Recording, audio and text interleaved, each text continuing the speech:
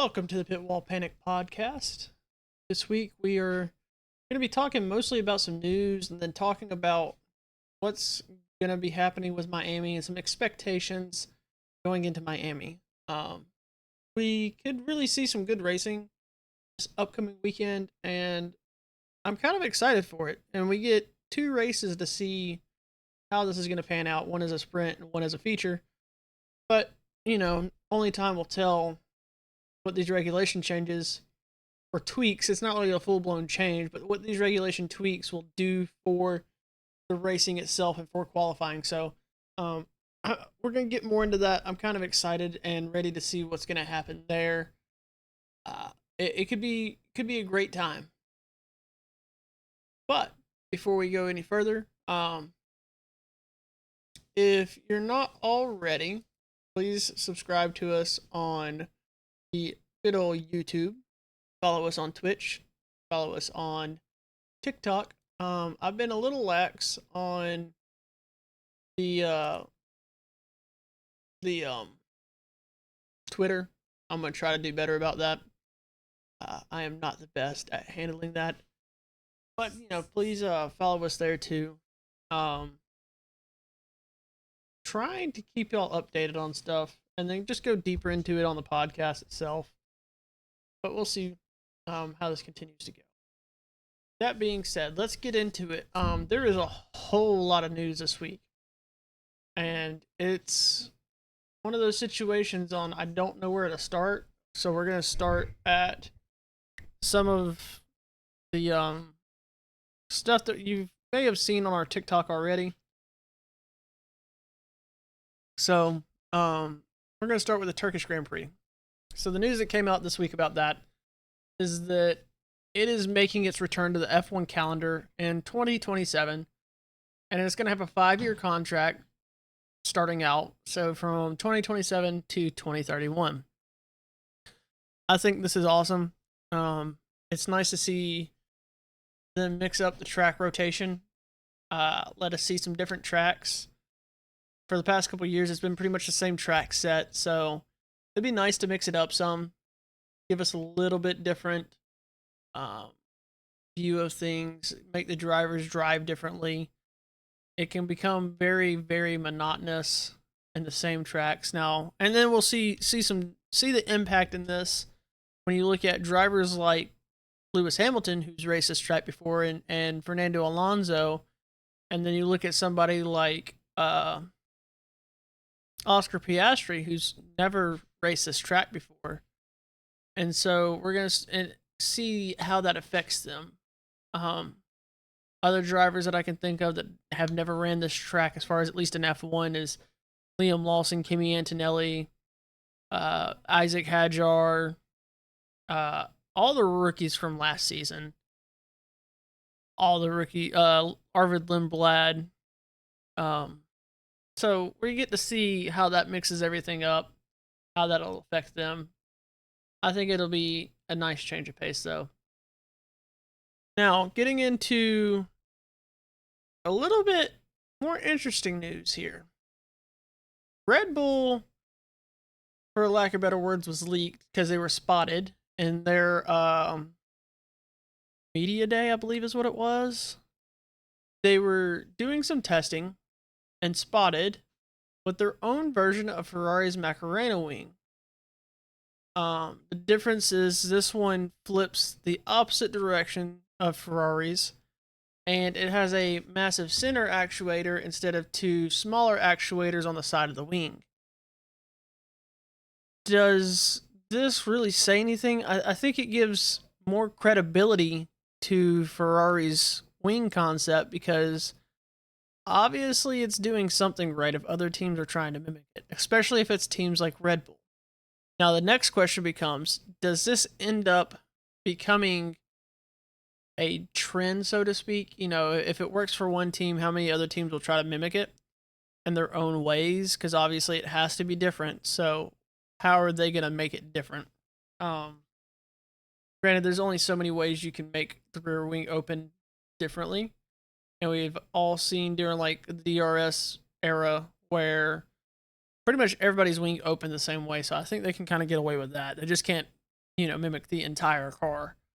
So, is it that promising for Ferrari because they've been working on this longer than any other team, supposedly, that everybody's known about? So, it's supposed to give an 8 to 10 kilometer an hour boost. Will this really be that effective? Time will tell us very, very soon, I feel like. And Ferrari is supposed to be bringing it to Miami. We don't know if Red Bull's bringing it to Miami because they didn't exactly announce that they were doing it. It just kind of came out. So it'll be interesting. And it'd be interesting if this is the big difference to bring Mercedes back to the group. Now, the big one, one of the big newses of the week, at least to me, for me, is Toto Wolff is arguing about the ADUO not being needed for every team, that it should only be used for teams like Aston Martin and Honda, whose engine is so far off pace. It's very interesting that he's arguing that now. And the reason I say that is Fred Vasseur came out like a year and a half ago saying these start regulations are going to be very, very bad. And he was blown off, basically said, build your car around it, deal with it. But that also means that they knew about the ADUO way back then. Toto Wolff never said a word. But now that his team is running away with it, all of a sudden it's a problem that every team that is 2 to 4% off gets this upgrade. Why? It's simple. Because now his edge is going to be taken out. And to me, it says a lot because I feel like he knows that they're close enough that if the AUDO brings Ferrari into the fight and they lose their advantage of the 18-1 ratio, Mercedes is a sitting duck. So I think it shows that Mercedes is in a lot more trouble than people think they are. People have very much so thought that Mercedes was just going to keep running away with stuff. And this specifically says that Mercedes is scared. Either that or Toto needs to win an Oscar for his acting. And I feel very much so like he sees the world crumbling around him this season. Yes, they're winning by a lot right now, but how long does that last? Especially now that these teams that are 2 to 4% less will have not countless, but they'll have multiple races under their belt to see what they need to adjust. Well, Mercedes is kind of stuck where they're at. If there's anything with the power unit they don't like, they're kind of up a creek. And I think that's very interesting also because it is by the manufacturer, not by the team. So while Mercedes as a team is running away, McLaren won't get that engine upgrade because their engine is the benchmark. Williams won't get that engine upgrade. Alpine won't get the engine upgrade. They're all still going to be running the same engine. So they can't hope to get a boost like Ferrari can, like Haas can, like Red Bull can, like VCarb can, like Audi, like Cadillac. A bunch of these teams are probably about to get a boost. And those Mercedes engines aren't going to get that. So, you're talking about, it's going to bring in other teams closer to Mercedes. Well, what about the backmarkers running the Mercedes engines?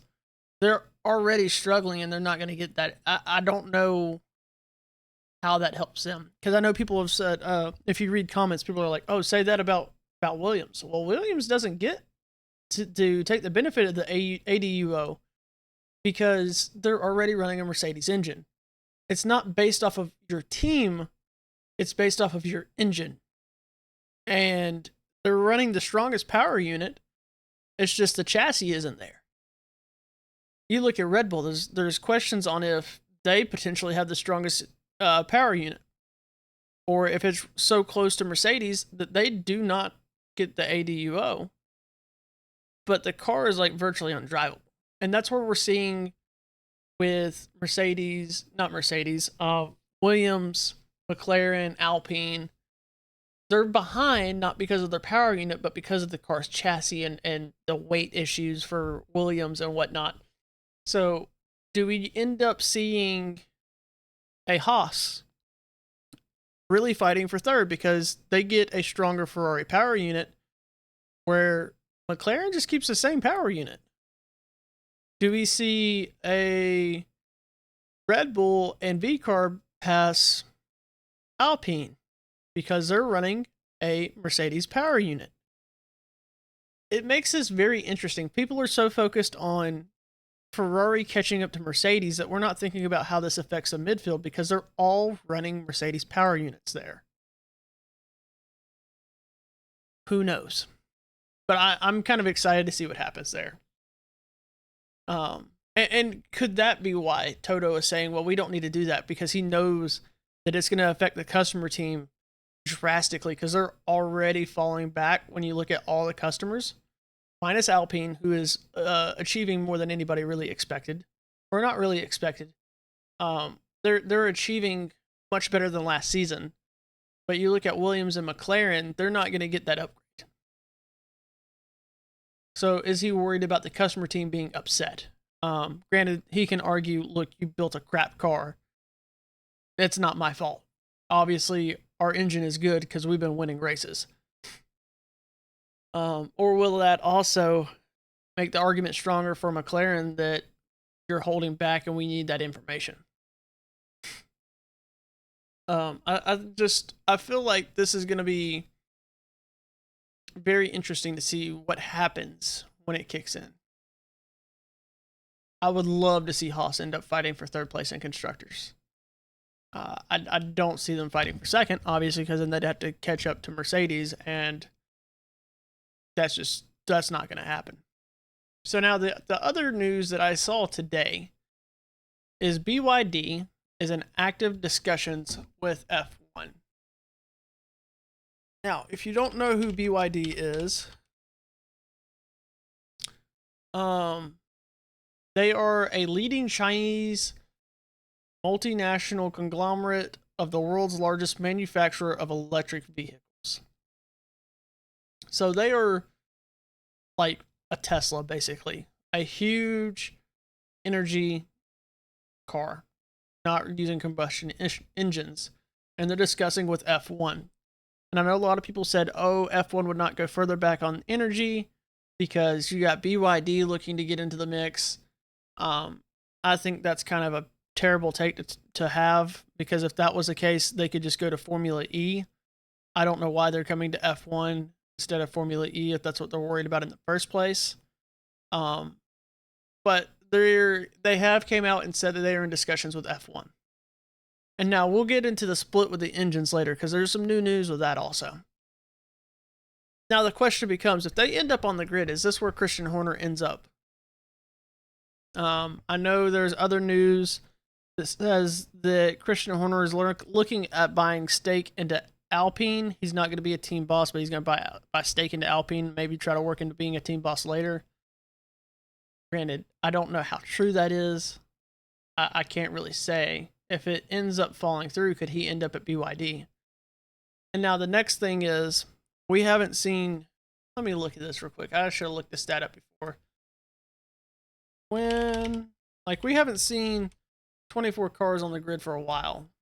So hold on one second. I'll give you an exact year. If I can spell, that is.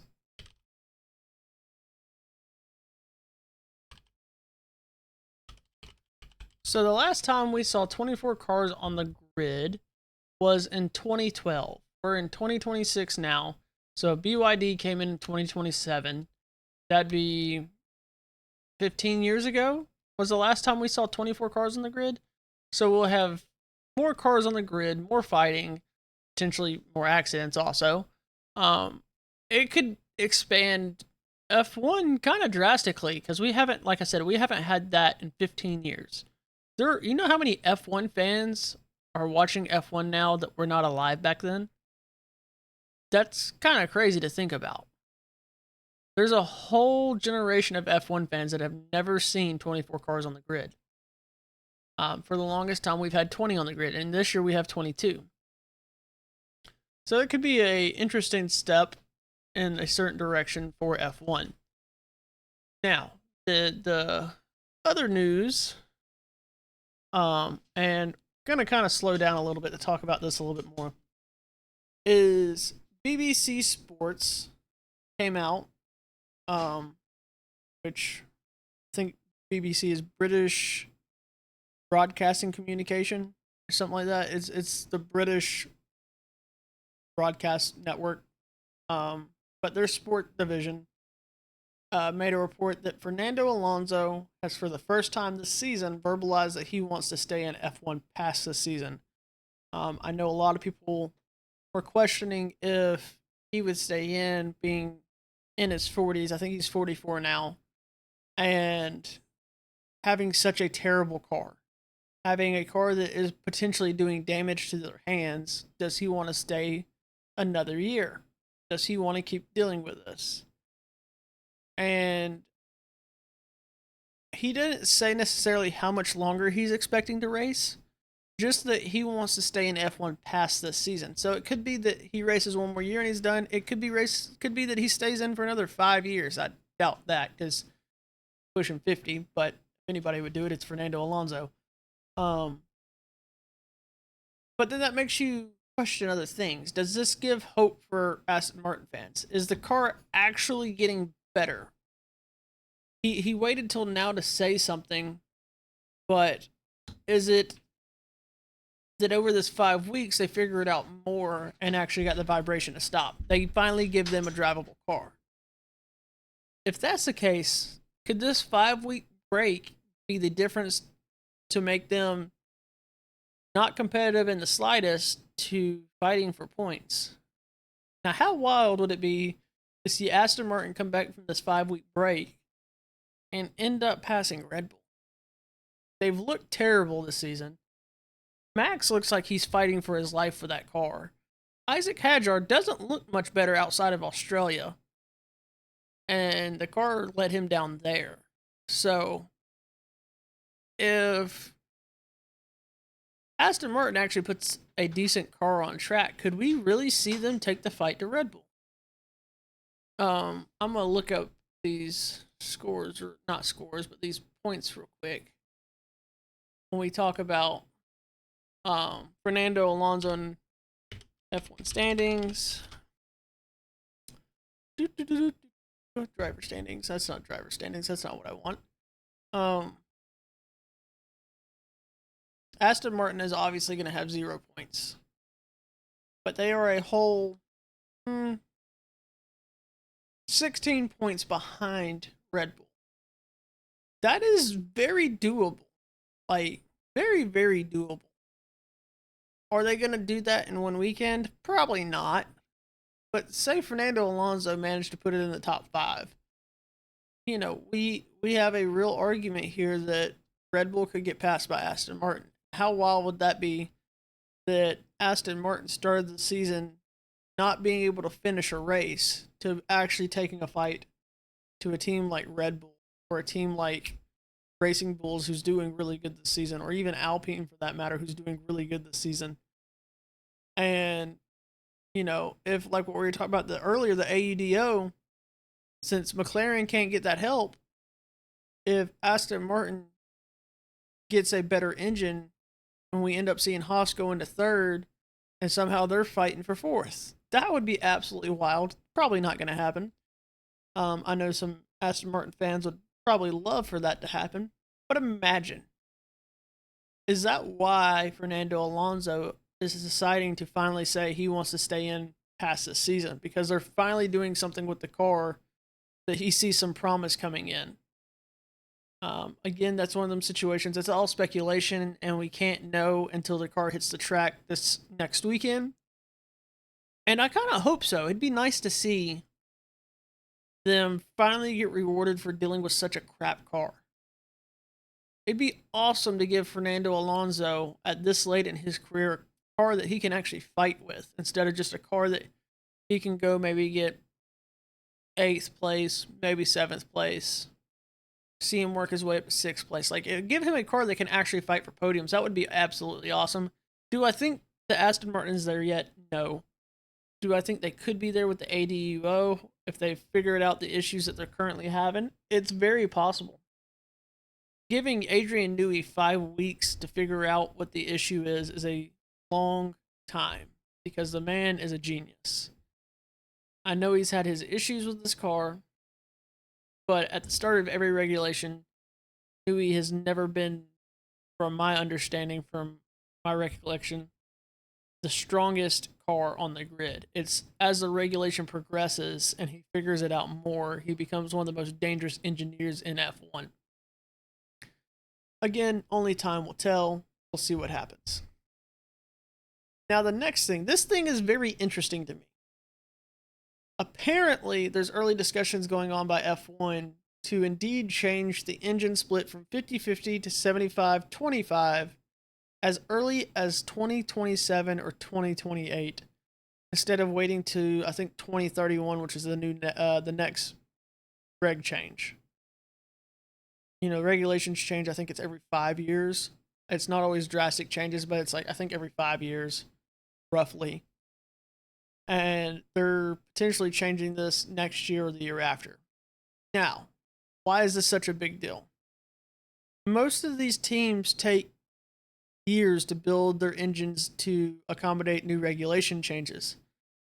So if they change it to 2027, we're halfway through. Well, not halfway through. We're, if you were to count Saudi Arabia and Saudi Arabia and Bahrain, we'd be what, 5 races into the 24 race season. So we're a good chunk into the season. If you change it 2027, they really got our speed run getting this engine built for the new season.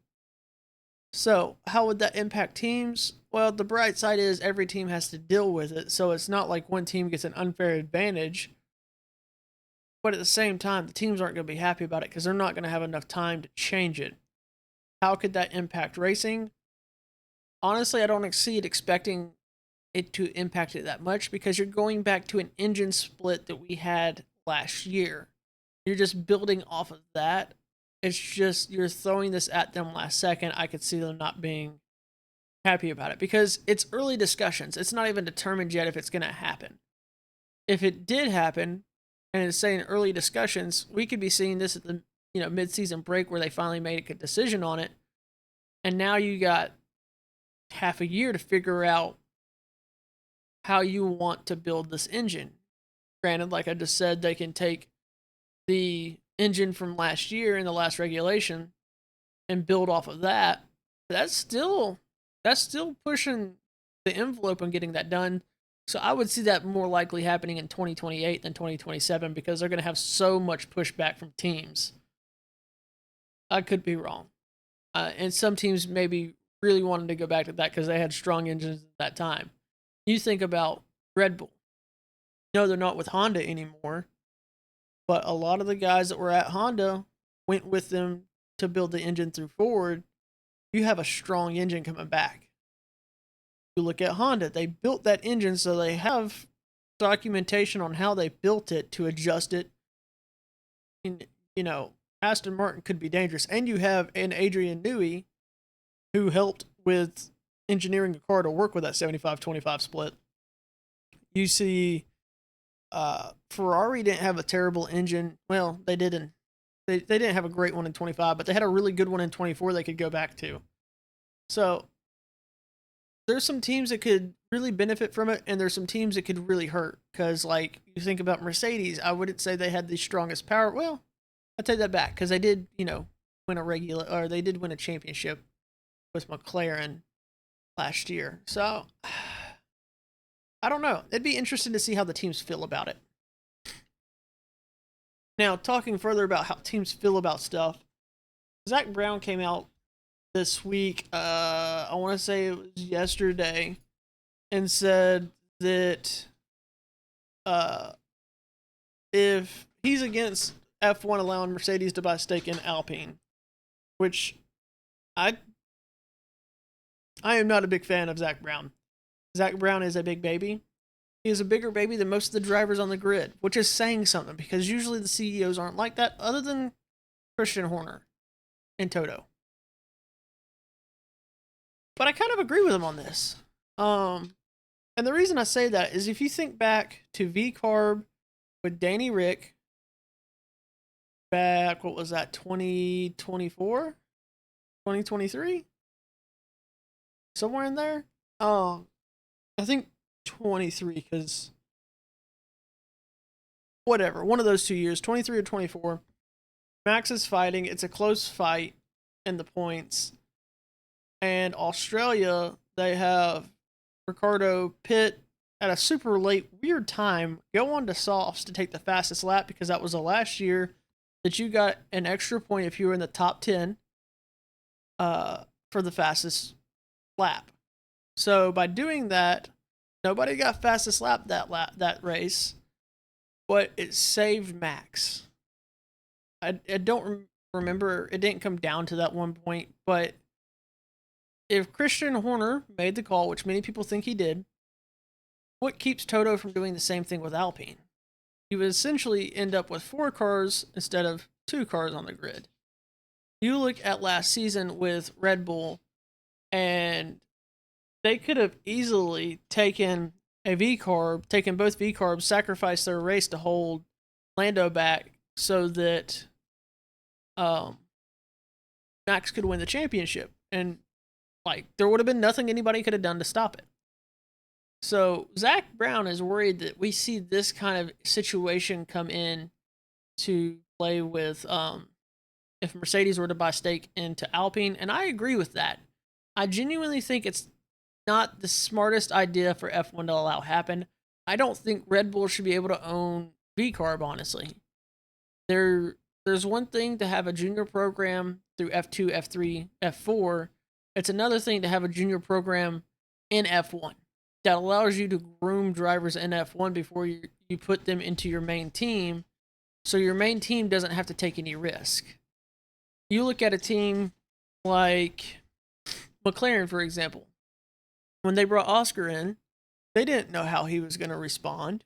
They had ideas, but there was no guarantee.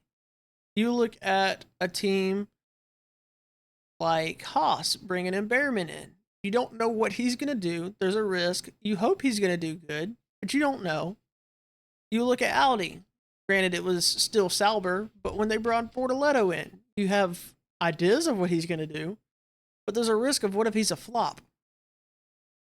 Red Bull can avoid that. Just throw him in the V-Carb. We don't care, really. I mean, they do care, but if they're not winning races, it's not the end of the world. They don't expect them to. If you don't pan out at the V-Carb, obviously you're not going to pan out in Red Bull. So let's just put them there, and then we don't have to risk the sister team, the main team, risking using points that could be avoided because we're just going to throw you in the V-Carb and see how you handle an F1 car. Granted, the way they have built these cars, it has not panned out for them that way. But essentially, that's what they can do. And Zach Brown is also arguing on how is that fair? Nobody else has that advantage. Why should a team be able to own 2 teams? They shouldn't. And it's very clear on why. There's so many unfair advantages that you get by having 2 teams on the grid. Personally, like I said earlier, I don't think Red Bull should, and I think they should really force Red Bull to sell V-Carb or sell Red Bull. Obviously, they would sell V-Carb. But it doesn't look like that's going to happen. That conversation's been had back when Ricardo ended up doing that discussion was had, and obviously nothing ever happened. So I don't think it's going to happen now, and I don't think F1's going to stop Mercedes, in which case then we have 2 different teams, for lack of better words, that own 2 teams. And it just very, very quickly, I think, can damage F1 because of how do you argue that it's fair?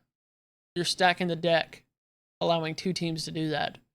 It's not fair, really, for Ferrari. Yes, Ferrari, some people will say, will use Haas as a feeder team, but Haas is their own team. Ferrari can't go, hey, send Behrman out there to block for somebody and let Charles by. No, Charles has to get around Behrman just like every other guy.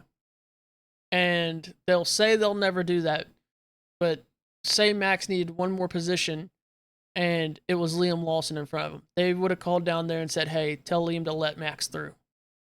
I'm willing to bet they would have. They'll say they never would. They will always say they wouldn't do that. But what's going to stop them from doing it? And that's the situation. So kind of going forward a little bit more, Stefano, I can never pronounce his name, Stefano Domenicali,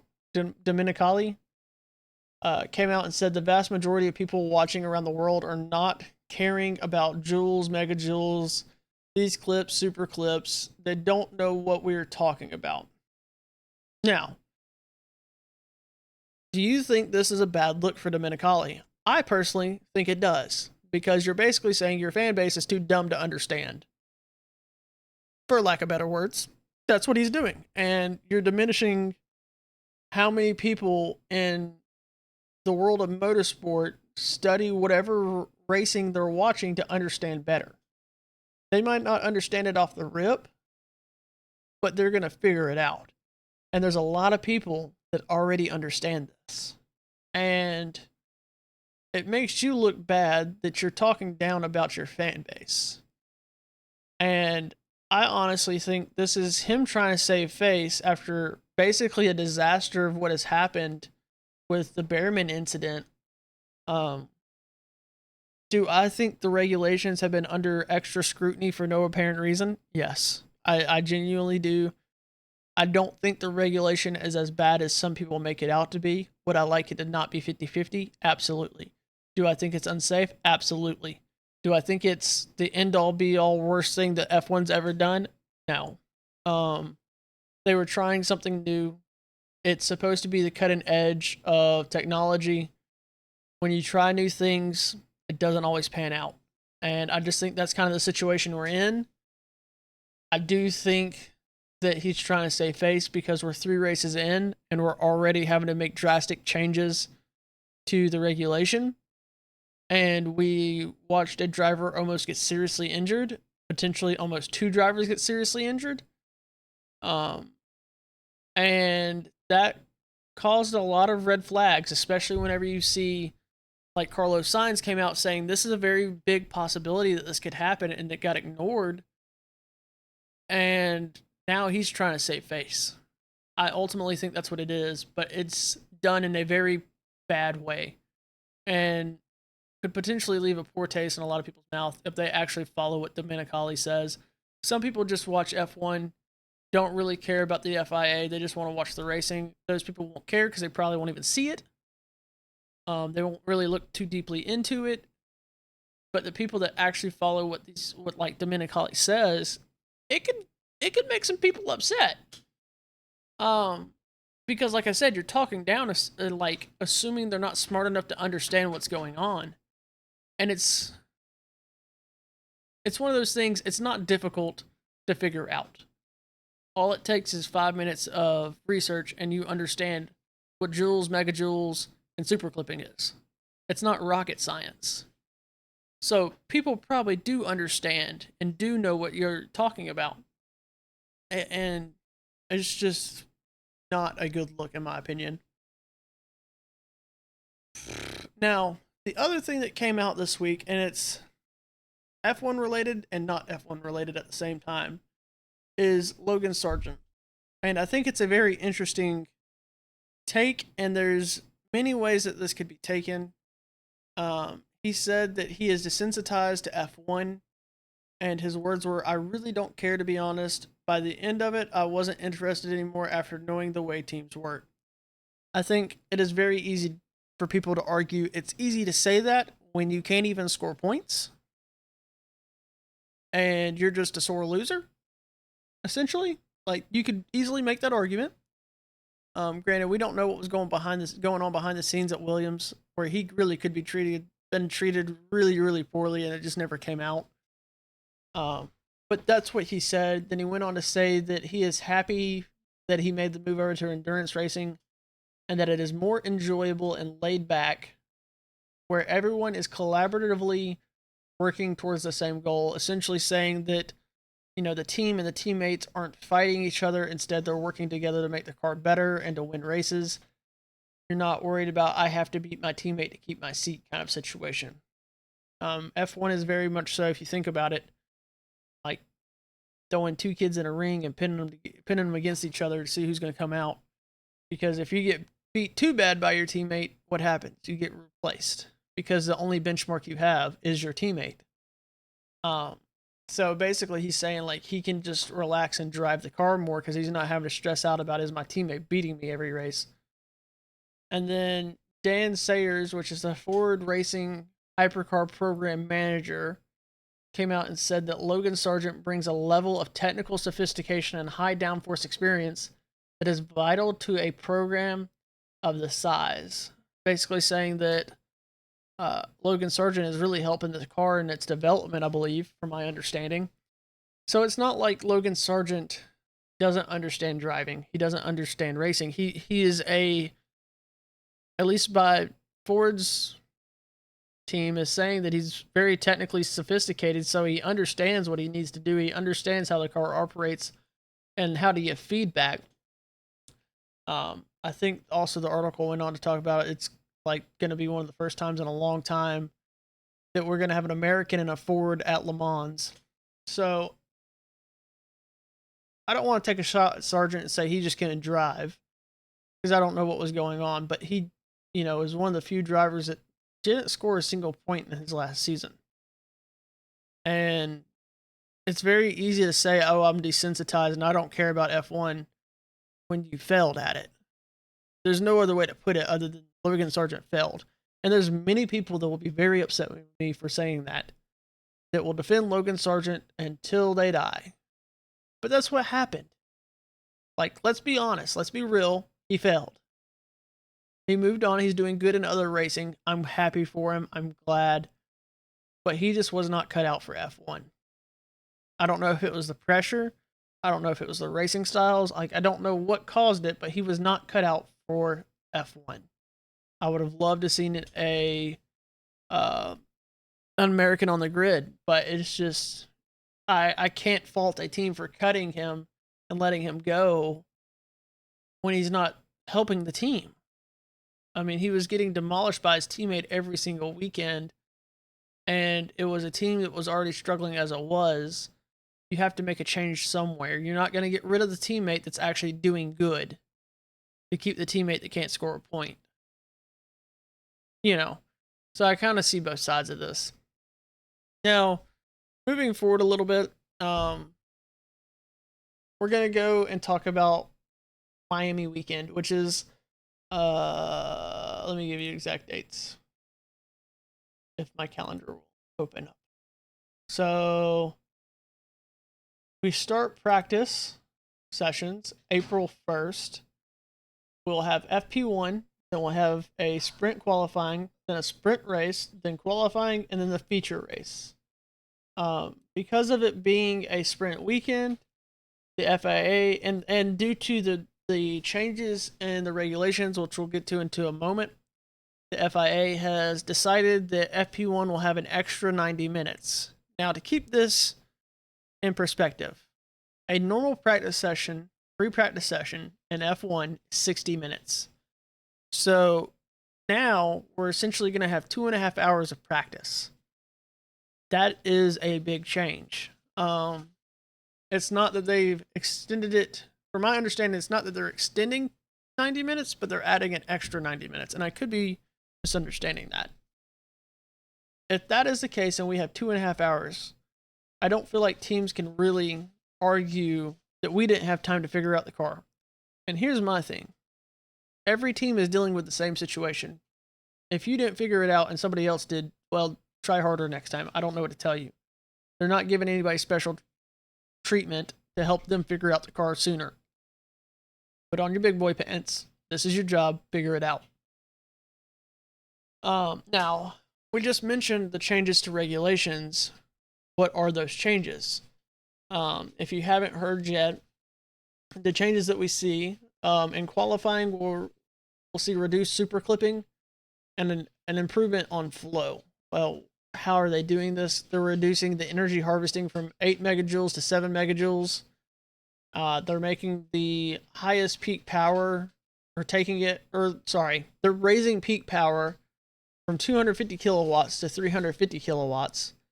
And then the goal is to reduce this need to lift and coast that we're seeing so much of, that's killing times. Like they were talking about at Australia, the time difference was insane at how much slower this year they were compared to last year. So we're going to be able to see more flat out driving and qualifying. And I think that's going to make a drastic difference for drivers like Charles Leclerc. And we're going to kind of get into that more in a minute. First, we're going to go through the rest of the regulation changes, but it'll be a difference, I think. And I think it'll make a true difference. Now, the next thing is they were changing for safety and power management in the race. So the boost, they put a cap on the boost. So the max boost button power is it's capped at 150 kilowatts to manage performance differentials. So essentially, we're trying to avoid another Oliver Bearman situation where somebody has so much more speed or whatever it may be in that situation and end up watching somebody fly into a wall. We're trying to avoid that. And then the other thing that's changing in this category of change, I guess you could say, is the MGUK deployment limits. So the MGUK is going to be limited to 250 kilowatts outside of key overtaking zones to reduce excessive closing speeds. So they're still going to have the same deployment in certain areas of the track, but other areas are going to limit it so we don't see a situation where you come up on a blind curve, so to speak, and all of a sudden there's a car there and you're having to take evasive maneuvers and then end up losing control of the car because you're closing so much faster that you're having to snatch a car around at 200 miles an hour. Especially if you're on like worn tires and don't have grip. That's a nightmare and a disaster waiting to happen. So we're trying to avoid that. Now, the other thing that is changing is, from my understanding, just being tested in Miami, it's not a guarantee that it stays. And again, that's my understanding. I could be wrong, and it could be a permanent change. And that's the race start. And they're trying to basically make it safer. You know, we've seen multiple times this year, it almost seems like people are stalling out. That's not the case, but like they just can't launch. Or you look at Max Verstappen, and every time he launches, the car just bogs down. So now they're adding in low power detection with a new system to identify and mitigate dangerously slow acceleration to prevent rear-end collisions. So essentially what's going to happen is when you get off the line, if you get off too slow and you don't have any power, the battery is going to kick in automatically to propel you better, essentially. So to prevent this car is not moving, I have to avoid them and hope I don't hit somebody else trying to avoid somebody else. And then some of the other safety features that we're seeing added is the increased use of flashing rear and lateral lights for low acceleration cars and improved consistent energy counter resets for the formation lap. Essentially, they're just trying to make it to where nobody has a collision on the start. Could this cause issues for teams like Ferrari? I don't know. And I'll give more thoughts on that also in a second. I will say this. I think people like Juan Pablo Montoya are making this so much a bigger deal than it actually is. And his takes this year have been terrible. Now, the last change that we saw was for wet conditions and visibility and handling. They're adjusting tire and ERS adjustments, so higher, warmer temperatures for intermediate tires and reduced ERS deployment in wet conditions to improve traction and control. And then they simplified the rear lights for better visibility and spray. Now, that's not as big of a change, and we haven't really seen that come into play too much. So I feel like this is more preemptive than anything. Uh, does it make a big difference? We won't really know because we haven't seen a rain race to compare it to anything. But like now, let's get into what we can expect these changes to do, and the thoughts that at least I have. Um, there's been statements from Juan Pablo Montoya that Ferrari needs to be worried because this is going to take our advantage away from the start. Has he not watched any races? Like, yes, they launch better than any other team, but they're not exactly winning off the launch. They're having to race an entire race, and it's not like it's coming close. Japan, there was more fight than any other time, but Charles was fighting George, who's been running away with it.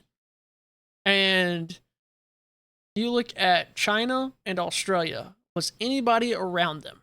No. The next closest driver to Lewis Hamilton in Australia was Lando Norris, 35 seconds behind them. Yeah, the start would have helped him so much. No, I don't think so. I think, in my personal opinion here, Juan Pablo Montoya, and I might get backlash for this, is the new Danica Patrick. He just wants to talk, and his takes are absolutely ridiculous. And he's not really bringing anything of any worth to F1 right now. Did he win F1 races? Yes. Was he a better driver than Danica Patrick? Yes. In my opinion, he was. Is his commentary better than Danica Patrick's? No, to me, it's on the same level. It's absolutely brain dead. And there's no real deep thought that goes into it other than, ooh, they have an advantage on the start. Okay, yes, but there's a lot more to racing than just starting.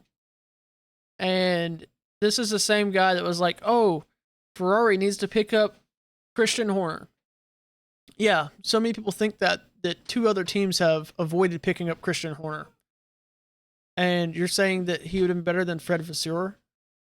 We're talking about Audi skipped over Christian Horner to keep Binotto as their team principal, who failed miserably at Ferrari.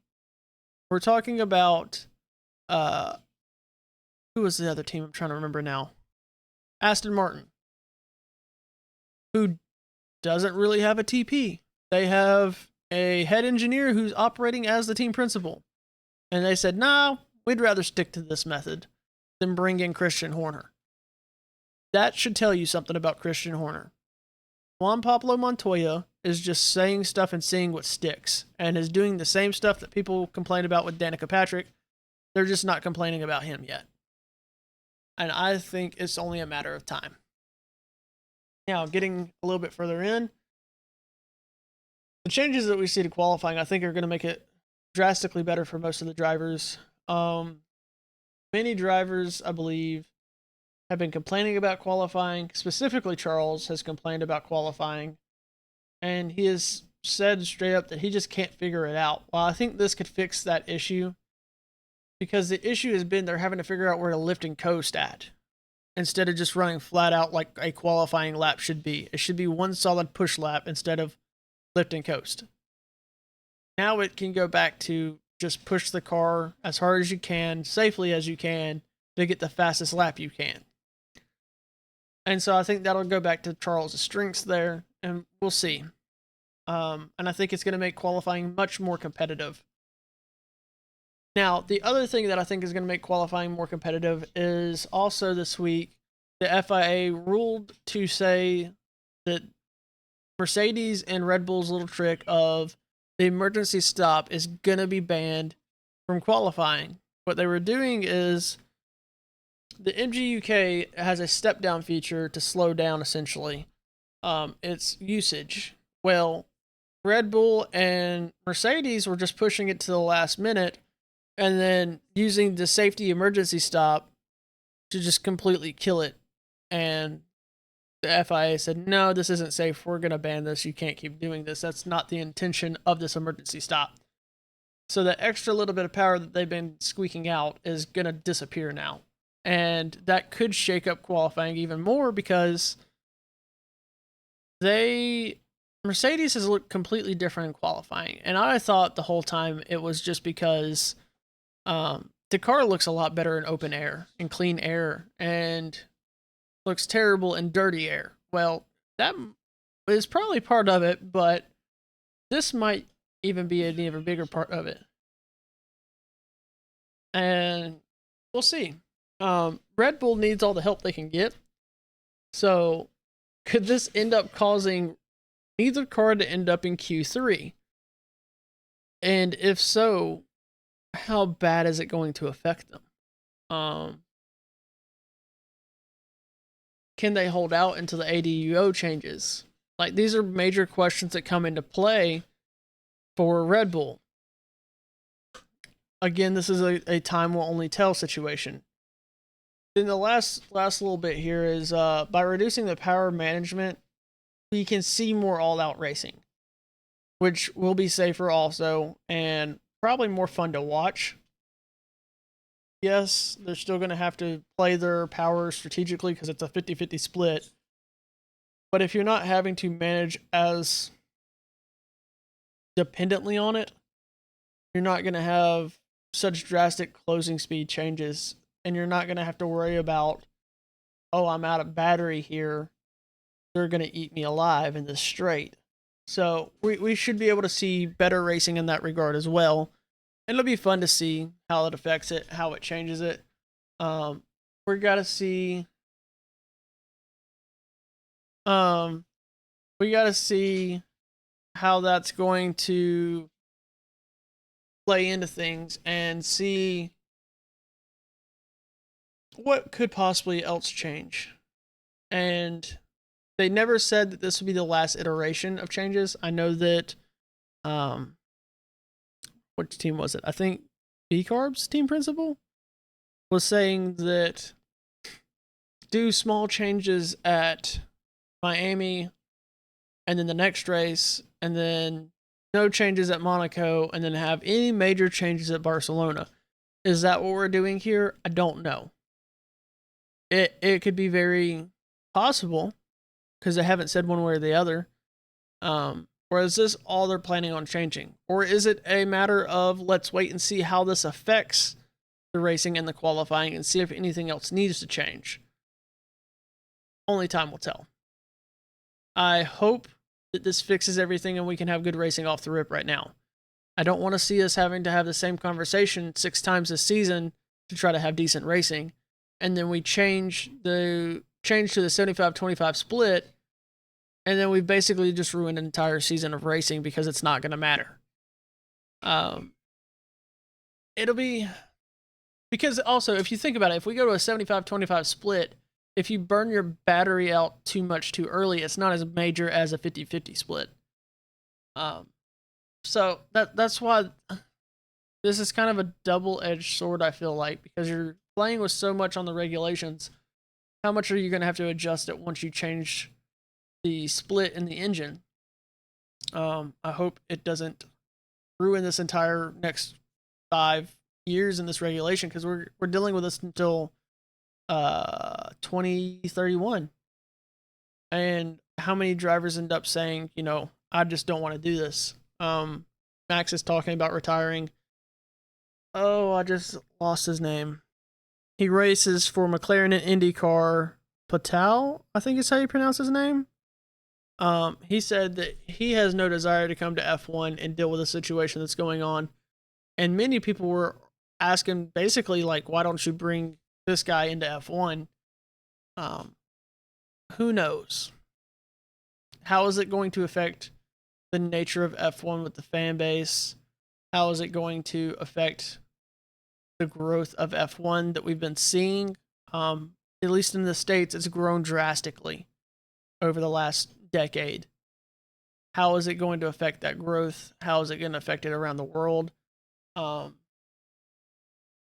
just hope this doesn't do too much damage. But with that being said, we're going to go ahead and wrap up for the night. Thank y'all for those who have watched. If you're watching on YouTube, leave us a comment. We'd love to see them. Subscribe again if you haven't. And Give us a follow on Twitch and TikTok. And I'm going to try to do more posts on Twitter. I know I have not done a ton. So follow us over there. And we will see y'all next time.